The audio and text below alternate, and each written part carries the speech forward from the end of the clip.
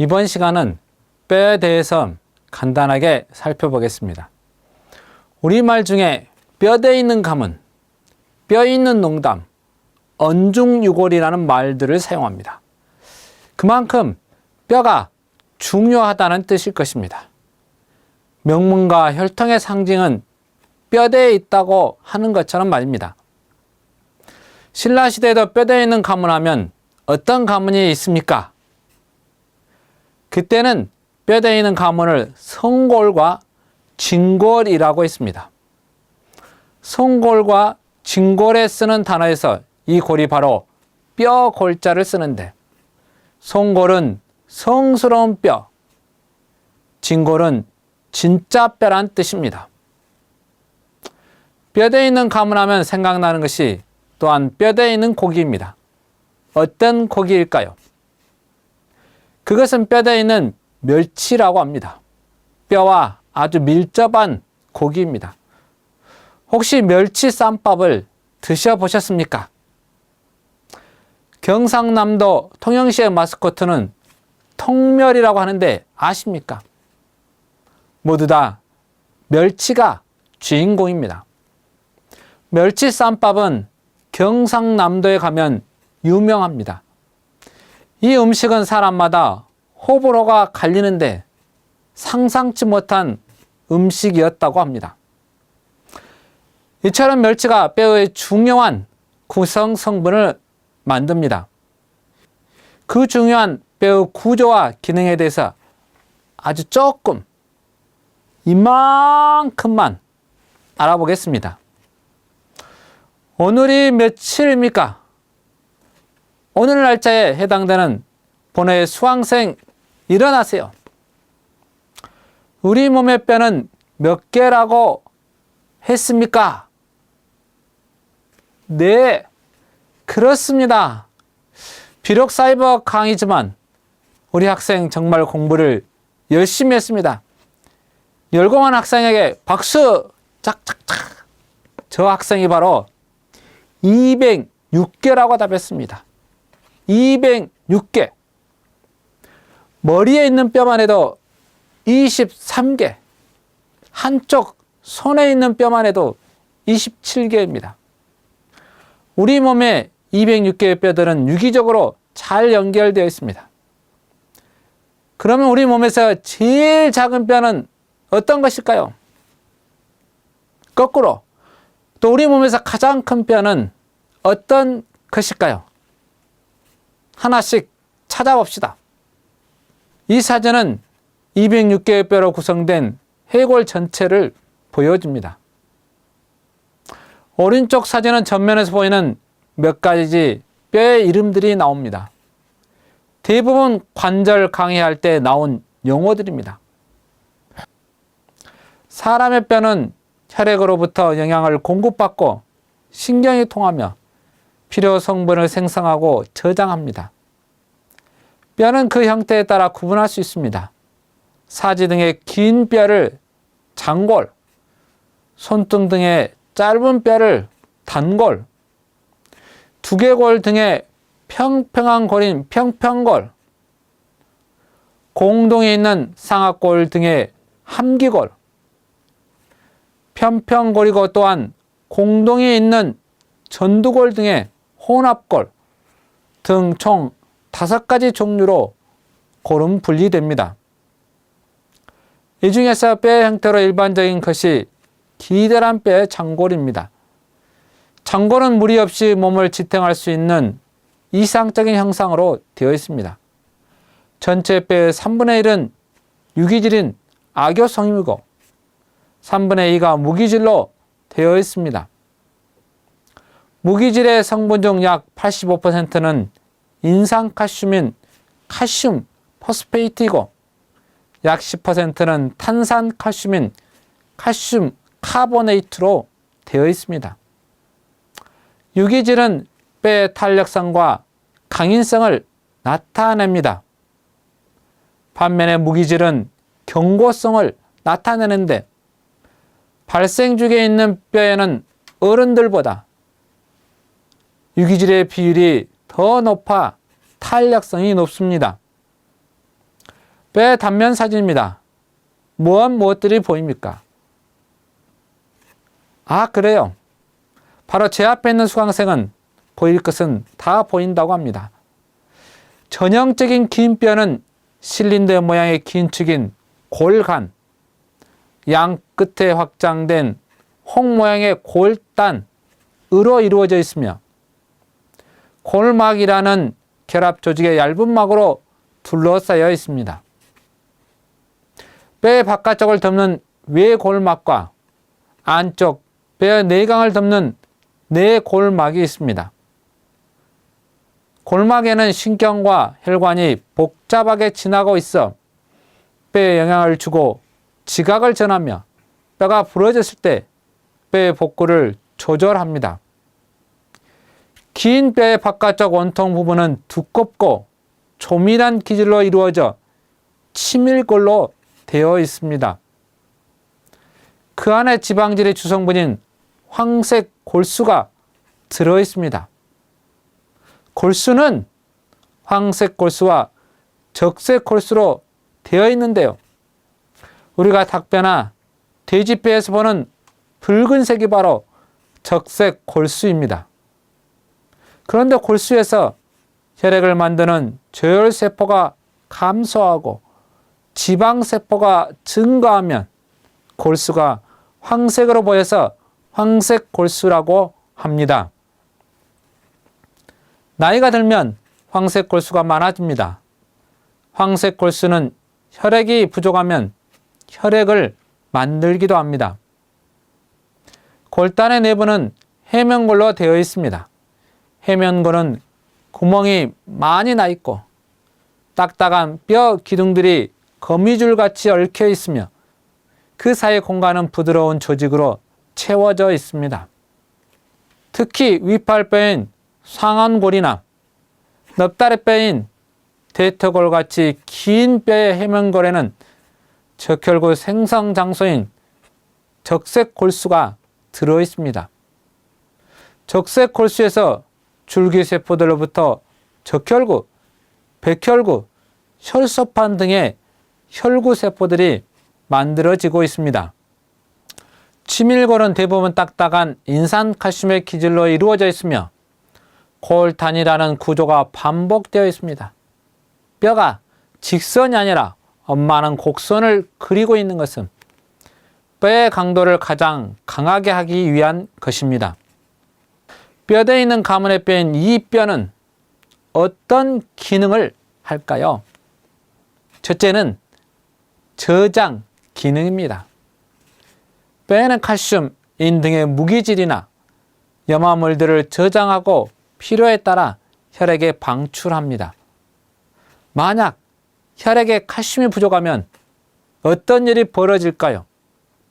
즉 혈액 검사를 했는데 저칼슘 혈증이라고 나오면 우리 몸에 어떤 증상들이 나타날까요? 저칼슘 혈증이 발생하면 근신경 흥분 상태가 유난히 증가하게 됩니다. 이로 인해 신체에 마비가 오기도 합니다. 그래서 우리 몸에 충분한 칼슘이 공급되어져야 합니다. 둘째는 조혈 기능입니다. 가장 중요한 기능입니다. 조혈 기능입니다. 장골의 골단, 편평골, 단골 등의 해면질에는 적색 골수에서 조혈이 이루어지는데 피를 만들어 혈관 내 혈액으로 방출합니다. 셋째는 보호 기능입니다. 뼈끼리 서로 이어져 단단한 벽을 만들고 그 안에 내부 장기를 간직하여 바깥에서 충격으로부터 내장을 보호하는 기능이 있습니다. 뇌를 간직하는 머리뼈, 심장과 허파를 간직하는 가슴우리, 즉 흉곽 같은 것이 그 예가 됩니다. 중요한 장기는 이렇게 뼈 속에 감추어져 있습니다. 넷째는 지지 기능입니다. 코 등의 연부 조직을 형태적으로 지지하고 척추뼈와 하지골은 체중을 지지합니다. 다섯째, 지렛대 작용 기능입니다. 지렛대 기능은 뼈에 붙어있는 근육의 관절 운동에 대해 지렛대 역할을 합니다. 여섯째, 몸의 형태 및 체형을 결정합니다. 한 사람의 체격은 바로 이 뼈의 크기와 모양에 의하여 기본적인 틀이 좌우됩니다. 이처럼 뼈는 우리 몸에서 지대한 역할을 하는 것을 알 수 있습니다. 뼈의 기능 중 가장 중요한 기능이 무엇이라고 했습니까? 그것은 바로 조혈 기능이라고 했습니다. 이 조혈 기능은 뼈 안의 골수에서 일어납니다. 조혈 기능에 대해 조금만 깊이 들어가면 전라도 사투리로 허벌나게 어려우니 간단하게 피를 만든다고 생각하시면 됩니다. 지난 강의에서 혈액의 성분을 구성하는 혈구로 적혈구, 백혈구, 혈소판 등이 이곳 골수에서 만들어져 혈액으로 방출된다고 배웠습니다. 우리가 잘 알고 있는 백혈병은 이러한 혈액세포 중 백혈구에 발생한 암으로서 비정상적인 백혈구와 과도하게 증식하여 정상적인 백혈구와 적혈구, 혈소판의 생성이 억제됩니다. 정상적인 백혈구 수가 감소하면 면역 저하를 일으켜 세균 감염에 의한 폐혈증을 일으킬 수 있고, 적혈구의 감소는 빈혈 증상을 가져오며 혈소판의 감소는 출혈 경향을 일으킵니다. 또한 과다 증식된 백혈병 세포 자체로 인하여 고열, 피로감, 뼈의 통증, 설사, 의식저하, 호흡곤란, 출혈 경향도 일으킬 수 있습니다. 백혈병 환자는 치료받지 않을 시 이러한 증상들로 인해 생명이 위험해집니다. 그러면 뼈는 어떻게 발생하는 것일까요? 뼈가 크고 튼튼하면 우리는 무엇이라고 부릅니까? 흔히 통뼈라고 합니다. 겉으로 보기에는 날씬해 보이는데 몸무게를 재보면 다른 사람보다 많이 나오는 경우가 있습니다. 이런 경우 뼈 무게가 많아 전체 몸무게가 많이 나오는 것입니다. 그래서 그 사람의 뼈를 통뼈라고 칭합니다. 그렇다면 이 뼈 중에 우리 몸속에서 가장 먼저 생기고 가장 늦게 붙는 뼈는 무엇입니까? 특히 신원 감식에 중요한 역할을 하기도 합니다. 그것은 바로 쇄골, 즉 빗장뼈입니다. 또 아동학대 여부를 판단하는데 결정적인 역할을 하는 것은 어떤 뼈일까요? 그것은 갈비뼈 골절, 즉 늑골 골절입니다. 눈으로 잘 보이지 않는 부분이고 아이가 큰 사고를 당한 것도 없는데 갈비뼈 골절이 있다면 아동학대를 생각할 수 있습니다. 또 인종, 구분법으로 많이 쓰이는 뼈는 어떤 뼈일까요? 동물의 뼈 중 사람 뼈와 가장 많이 혼동되는 것은 어떤 것일까요? 바로 돼지나 곰의 뼈라고 합니다. 뼈도 굉장히 신비한 인체 중에 하나입니다.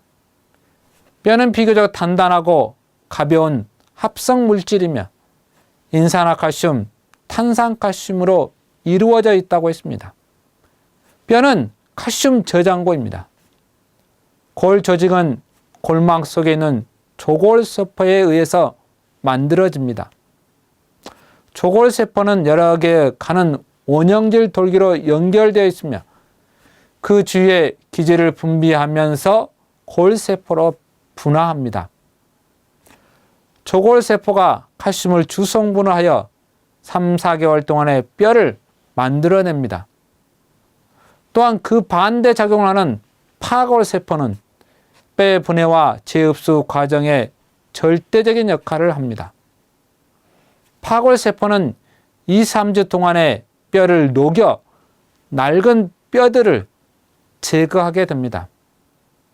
이로 인해 몸 전체의 뼈는 10년 정도에 한 번씩 교체되는 주기를 갖습니다.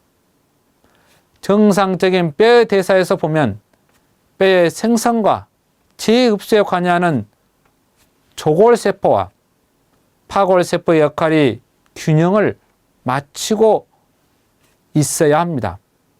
그렇지 못한 경우에는 골다공증과 같은 병적인 상태로 연결될 수 있습니다. 아시다시피 골다공증은 뼈에 구멍이 많다는 것으로 골밀도가 굉장히 떨어진다는 것입니다. 이로 인해 뼈의 강도가 약해서 쉽게 골절되는 골격계 질환을 골다공증이라 합니다. 뼈의 밀도가 잘 유지되려면 칼슘이 필요한데 칼슘 흡수가 잘 안 되는 상황이거나 노인 혹은 폐경 여성이 되면 골양 형성이 문제가 되어 밀도가 떨어지게 됩니다. 그래서 기본적으로 칼슘 섭취가 부족하거나 혹은 장에서 칼슘 흡수가 잘 안 되거나 칼슘 흡수를 위해서 필요한 호르몬이 있는데 이 호르몬에 문제가 있거나 또 칼슘 배출이 많다거나 골을 형성하고 파괴하는 조골세포, 파골세포 등의 문제가 있으면 골다공증이 발생하게 됩니다. 뼈가 어떻게 생성되는가를 간단한 동영상을 통해 확인해 보도록 하겠습니다. 인체의 칼슘 창고이자 뇌와 심장, 폐 등 중요기관을 보호하고 있는 뼈 속에선 일종의 리모델링이 끊임없이 이루어지는데 파골세포가 낡은 뼈를 녹여 흡수하는데 2~3주가 소요되고 이후 조골세포가 낡은 뼈를 분해시킨 자리에 새로운 뼈를 만드는데 다시 3~4개월이 걸린다. 이런 골 형성 과정은 지속적으로 진행돼 몸 전체의 뼈는 10년에 한 번씩 새뼈로 교체된다. 이때 건강한 새뼈를 만들기 위해 꼭 필요한 재료가 바로 칼슘이다. 뼈의 형성과 깊이 관여하는 요소들은 다음과 같습니다. 첫째, 뼈의 세포인 조골세포, 파골세포. 둘째는 음식물로 섭취. 셋째는 칼슘 흡수에 관여하는 호르몬인 비타민 D와 부갑상생 호르몬. 넷째, 칼슘 흡수가 일어나는 곳인 십이지장과 대장, 신장입니다. 이 모든 것이 유기적으로 잘 관리되어 있어야 뼈에 이상이 없이 우리 몸의 체형을 잘 유지할 수 있도록 해줍니다. 첫째, 뼈의 세포에 대해서는 이미 이야기했습니다.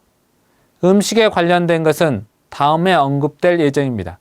그러면 여기서는 비타민 D, 부갑상생 호르몬, 십이지장 대해서 잠깐 설명하도록 하겠습니다. 먼저 피부에서 프로비타민이 태양의 자외선을 받아 비타민 D가 형성됩니다. 태양광선이 비타민 D 합성에 없어서는 안 될 요소입니다. 하루에 20분 정도는 햇빛에 피부를 노출시키는 것이 필요하다는 이야기입니다.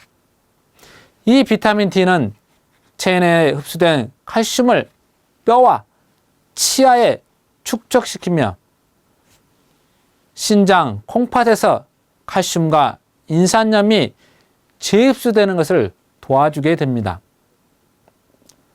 부갑상생 호르몬은 어디서 분비되는 걸까요? 아는 학생, 부갑상생 호르몬 들어봤을까요? 아마도 갑상생 호르몬은 자주 들어봤을 것입니다. 우리 목의 정면에 아담스애플이 있는데 이곳에 바로 갑상샘이 있습니다. 그 갑상샘이란 장기에 부갑상샘이 상하, 좌우 4개 존재합니다. 부갑상샘에서 분비되는 호르몬이 바로 부갑상샘 호르몬으로서 칼슘 대사에 중요한 호르몬으로 작용합니다. 부갑상생 호르몬은 파골세포의 증가와 활성화를 일으켜 뼈 흡수를 촉진하고 뼈 속의 칼슘을 혈액중으로 방출시킵니다. 따라서 부갑상생 호르몬이 작용하면 혈액 중에 칼슘 농도가 상승하게 됩니다. 또한 신장에서 인 배출을 증가시키면서 칼슘 배출을 감소시킵니다. 음식을 통해 칼슘을 흡수하는 것은 호르몬의 도움으로 소장인 십이지장에서 흡수를 촉진시켜 줍니다. 또한 언급한 것처럼 칼슘이 신장에서 재흡수되는데 여기서도 칼슘 흡수를 관여하게 됩니다. 하루에 섭취해야 할 칼슘의 양은 성인은 800에서 1000mg, 성장기 어린이나 청소년은 1000에서 1500mg입니다. 약간의 기준 차이는 있을 수 있습니다. 칼슘은 칼슘 보충제보다도 뼈를 튼튼하게 해주는 음식을 통해서 섭취하는 것이 좋습니다. 같은 성분이라도 영양제보다 음식이 흡수가 더 잘 되기 때문입니다. 사실 칼슘 성분이 풍성한 음식은 아주 많습니다. 그중 몇 가지만 이야기하겠습니다. 우유. 우유는 칼슘의 가장 좋은 공급원입니다. 약 우유 1cc에는 대략 칼슘이 1mg 정도 들어있습니다. 하루 우유 한 컵 정도만 마셔도 열량은 90kcal 밖에 되지 않는 반면에 하루 필요한 칼슘의 30%를 충족시킬 수 있습니다. 칼슘 흡수를 도와주는 비타민 D가 강화된 우유는 효과를 2배로 높여줍니다. 우유를 싫어하는 아이는 오렌지 주스를 주어도 좋습니다. 또한 칼슘의 제왕으로 불리는 멸치에는 칼슘이 아주 풍부합니다. 중간 정도의 크기를 프라이팬에 바싹 볶아서 간식처럼 먹는 것도 좋은 방법입니다. 칼슘이 주로 뼈에 들어있으므로 뼈를 발라내고 먹는 것보다 뼈째 먹어야 합니다. 우유만으로 일일 필요한 칼슘 섭취량을 채우려면 우유 4팩을 마셔야 하지만 치즈로 채운다면 100g 정도면 충분합니다. 발효식품인 치즈는 유당 분해 효소가 결핍돼 우유 등이 소화되지 않는 유당 불내증이 있는 사람이 먹어도 소화가 잘 됩니다. 콩은 밭에서 나는 쇠고기라 불릴 만큼 영양가가 높다고 했습니다. 콩 속에 다량 들어있는 아이소플라본이라는 성분이 뼈를 튼튼하게 만듭니다. 순두부에도 많습니다. 바위에 핀 꽃과 같다고 해서 석화라고 불리는 굴도 자신의 몸의 몇 배에 해당하는 칼슘을 만들어낼 수 있습니다. 그러므로 굴은 직접적인 칼슘 공급처입니다. 요구르트 100g에는 칼슘이 120mg이 들어있습니다. 요구르트에는 칼슘 흡수를 돕는 비타민 D가 풍부해 칼슘 흡수율이 높습니다. 멸치의 칼슘 흡수율이 38% 정도인데 그에 반해 요구르트의 흡수율은 약 50% 정도나 된다고 합니다. 또한 요구르트 속에 들어있는 칼슘은 치아의 에나멜이 상하지 않도록 만들어주기도 합니다. 다음은 아몬드입니다. 아몬드 1온스마다 칼슘 75mg이 들어있습니다. 1온스는 약 28g입니다. 즉 28g마다 75mg의 칼슘이 들어있다는 것입니다. 또한 아몬드 1온스에는 하루에 필요한 단백질의 12%가 들어있으며 비타민 E와 칼륨도 풍부하게 함유되어 있습니다. 아몬드에 들어있는 지방은 몸에 좋은 지방으로 적당히 섭취하면 나쁜 콜레스테롤 수치를 낮출 수 있습니다. 이외에도 우리 주위에는 칼슘이 풍부한 채소, 과일들이 많이 있습니다. 그런데 나이가 들어가거나 특히 여성의 경우 폐경이 되면 음식 섭취만으로 칼슘 하루 권장량을 다 흡수할 수 없습니다. 그래서 필요한 만큼 칼슘 제제를 섭취할 것을 권면하기도 합니다. 지금까지 뼈의 해부학적 구조 및 기능에 대해 살펴봤습니다. 다음 시간은 골절 시 일반적인 응급처치 방법에 대해서 살펴보도록 하겠습니다.